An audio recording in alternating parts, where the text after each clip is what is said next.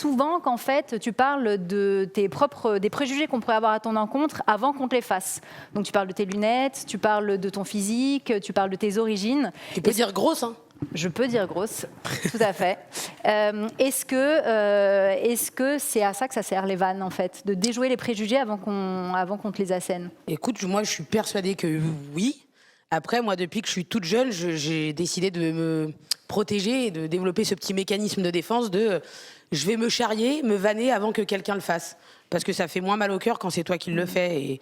Et du coup, moi, j'ai tout misé sur l'autodérision et j'ai l'impression que, en montant sur scène, en écrivant, en faisant beaucoup, beaucoup de blagues, bah, le rire, c'est vraiment une arme, vraiment pour le coup. Et c'est vrai que le terme, j'en parlais tout à l'heure avec Amandine Bio qui m'a dit c'est pas bien arme.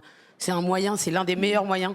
C'est le meilleur prétexte, j'ai envie de dire, le rire aussi, pour faire passer des messages ou même dire des vérités quand on n'arrive pas trop à les dire. Je trouve qu'on a tous une responsabilité, encore plus quand on écrit quelque chose ou quand on crée une œuvre, peu importe, que ce soit dans tout, n'importe quoi qu'on va créer ou qu'on va faire, même dans la rue, tous les jours, quand on élève ses enfants, quand on va au travail, on a tous une responsabilité. Je pense que ça s'arrête même pas au métier d'acteur, d'actrice ou d'autrice, quoi.